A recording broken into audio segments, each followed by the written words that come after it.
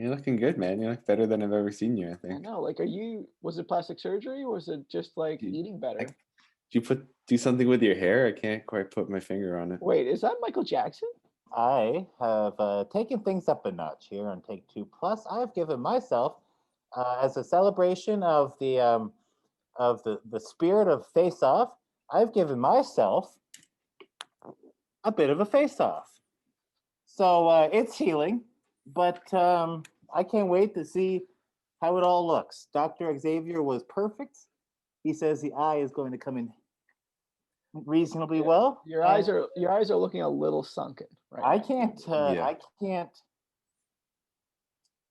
Like See? I woke up today with so much blood. I'm wearing a red shirt right now just to cover it up. I Always need thinking.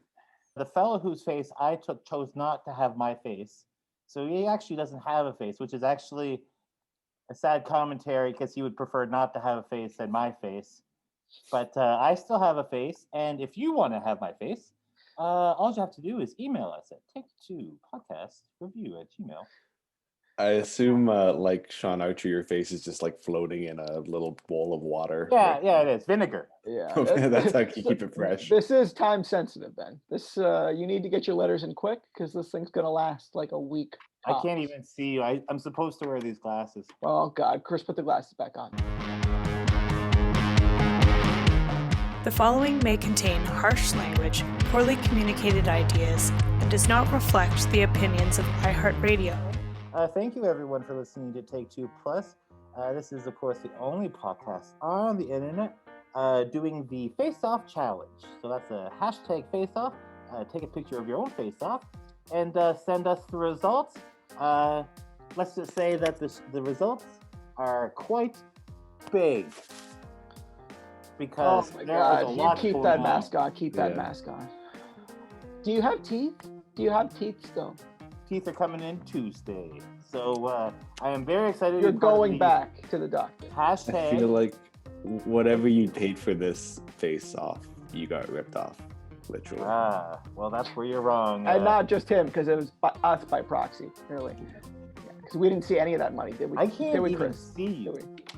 Yeah. There we I go. bet you Anyways, guys, I'm so excited with my Take Two Plus Face Off Challenge submission for the Take Two podcast review Face Off. 52 weeks of Face Off behind the scenes with Sean. So everyone's really excited, and I can't wait to get things started. Week 4, I think, of the 57 weeks of Face Off. Week 6. Okay. So kind of checks out.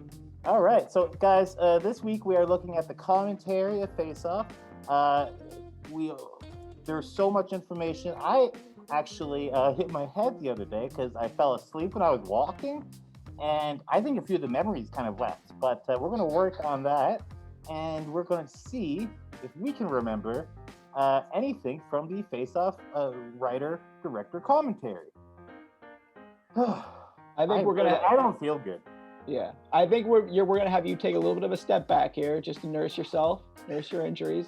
And I think we're gonna have Tyler lead us through this because Tyler's seen this commentary most recently. I have. I watched it again this weekend, as I watch it every week. The writer-director commentary. No, it's up there with like the Armageddon track, right? For like all-time great commentary. It's a pretty good commentary. It's surprisingly how much the writers suck up to John Woo, and John Woo seems like he just loves everybody. Who was the writer, by the way? Did you grab his name? It's two guys, a Mike Werb and a Michael Collery. So the two Mikes. And they're both on this commentary track along with John Woo? Both of them along with John Woo. Were they recorded together, do you think, or were they separately and then added in? Like it sounded like they were all together because they were like all riffing off what each other said and stuff. Are they currently imprisoned in China, these two Mikes? I think so. They share a cell with John Woo, their best friend. And they've had their faces swapped since being in that prison. Oh, Mike wrote the mask as well. Interesting. Yeah. My absolute favorite part of this whole commentary is like every time somebody gets introduced, John Woo talks about how excited he was to work on them. Like the first time you see Travolta, he's like, "Oh, I was a big fan of Saturday Night Fever. So great to finally work with Travolta. Oh, I love Nick Cage. Nick Cage was so great to work with. Joan Allen, Gina Gershon." And then you see Nick Cassavetes, and he's like, "Oh, I was so excited to work with John Cassavetes' son," and he just refers to him as John Cassavetes' son for the entire commentary. To be fair, I usually refer to him as such as well. So. Yeah, and he probably prefers it. That's probably a better claim to fame than The Notebook. I think he probably would like to think he made a career for himself, but He's done all right. But he's done all right, but he's done all right because of that last name. Yeah, John Woo originally read the script in '93, and then he passed on it because it was a very sci-fi heavy film at that time. He didn't think he could handle it. He thought he was more of a thriller, actiony dude. So they explain how sci-fi it used to be, like in what way it used to be more sci-fi. A lot of that stuff you can still kind of see in the like weird futuristic prison that ends up not really making a lot of sense besides Magnetic. So that's why it stuck out so much to me. I felt like that was another script that somebody had shoehorned into this film. Like, in a very interesting way, but like completely out of place of like what this film is, even with the experimental face-off surgery. Yeah, because the prison looks somehow like futuristic, yet like Papillon, like from another century at the same time. Yeah, it's very strange. I assume just like the whole idea of swapping faces is somewhat futuristic. Yeah, I mean, I guess they were probably just, they didn't want to set this in like a current time, so they're probably afraid that people would be like, you can't do this right now. Like, what is this? You can't swap faces. But then they had Nicolas Cage, John Travolta show up, and they're just like, no, they can pull this off. They can do this. Is there any insight, Tyler, as to why the beginning is kind of like a dreamlike sequence that we don't really see? And it seems like it's a dream, but then it's like 6 years later. So like it almost assumes that, or presupposes that actually happened. But then it's cut to Sean Archer kind of daydreaming in his office. Like he can't get over it. Like, but it's like, wait, it's 6 years. Thinking about There should be no reason why this is 6 years. I wasn't sure if that, like, anyways. But there is a certain level of reason, Chris, and it's kind of what Tyler's saying here. I didn't realize that it was a dream. I didn't realize it was a dream because it was like. It's not a dream. It's not a dream. It's a flashback. No, it is. No, he's reliving it. He's reliving it, and like Tyler suggested, like he can't escape that moment that happened 6 years ago, which was, in the grand scheme of things, a while ago. That whole carousel scene originally in the script was like way later. I don't know if his son got killed way later. It was just a flashback that occurred way later, but John Woo wanted it like up front and center. Yeah, that was a very good decision on his part, because I just can't see how that moment works in any other part of the film, really. You needed to open the film with that moment to immediately grab the audience and to make them invest in something, and to do that at I don't know, do it in the first act is awkward. Unless you do it like the kid's alive at the beginning and then Castor Troy kills. But you would need so much, if that scene was to exist somewhere else in this film, you would need so much context leading up to it. You know what I mean? Like that scene couldn't have existed just by itself later in the film somewhere, because you wouldn't have need to see, like chronologically it wouldn't have worked, right? Unless it was just a flash. Yeah, exactly, because of the mustache. Because of the mustache. Do you think the kid is even necessary? Why can't they just hate each other? I just felt that it was a very. Oh, you need to make it a very personal feud. How could you be more personal than killing someone's kid? Like, I mean, that's I suppose. It just seems a very so unrealistic. Contrived. So unrealistic. So unrealistic. We're talking about the movie Face Off, and you're stuck on the fact that this guy killed another man's kid, and that's the unrealistic part for you. I don't want to surprise you, Sean, but Face Offs are real.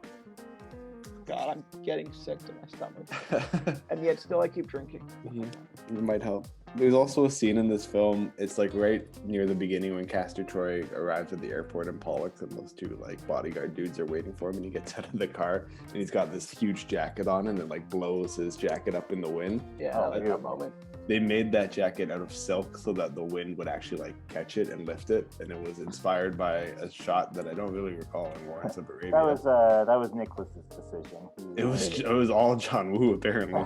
It cracks me up that Lawrence of Arabia was an inspiration and influence on the movie Face Off. Isn't that just every shot in Lawrence of Arabia? I guess. Walking across the desert, his with the big scarf headband. It's always blowing in the wind. Now I did not watch the full commentary, but I did. Or any of it. I was able to get a few selections. Now, what I didn't realize, which was so interesting, is that the airplane that they used in the opening shot, that was Jeffrey Epstein's private airplane. Where'd you I don't know if that's true. Did the doctor who did that to your face tell you that? I did this to my face. That explains Oh. so much. Yeah, there it is. Yeah. I'm not a doctor. Are you kidding? There it is.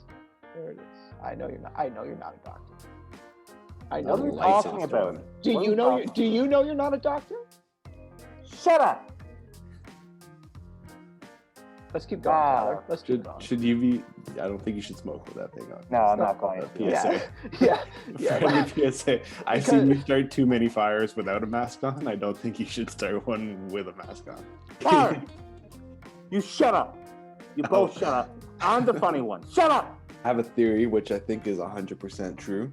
Remember how we were saying Coma Cage looks nothing like Nick Cage when we watched the actual film? So during the surgery scene, they used dummies, obviously, so they could like cut into the faces and shit. So I'm pretty sure they just had that dummy built and then just plopped him on the bed for surgery for coma scenes, and that's why he looks nothing like Nick Cage. I misheard you, and I thought you were saying extras. They would cut the extras face. I'm like, jeez. Has the blood clotted? How the fuck do I know if the blood's clotted? It would have stopped bleeding. I already talked to you about that. I'm not a doctor. I'm just a really confused guy right now, and I gotta figure things out. Last thing I want to say, we were all kind of banking on the face waterfall being a John Travolta touch. Yeah. That was actually a John Woo decision. Oh, I can't believe it. What? He needed something recognizable for Sean Archer, and he called it a love touch, is how he refers to it. About 10 times throughout the commentary. Better. You think I'm the weird weird better? Love touch is an uncomfortable pairing of words to hear somebody say repeatedly. Can I make one last point to that? And Please just do. how cool of a band name would Love Touch be? Maybe from like the 80s. Yeah. All right, guys, fuck Take Two Plus. We need to rebrand. Love. From now on, we are Love Touch Plus. That sums it all up pretty nicely. I think so. I'm very happy right now, guys. Things are starting to really kind of what's the word? I'm hoping clot, but you don't seem to know what that word means. So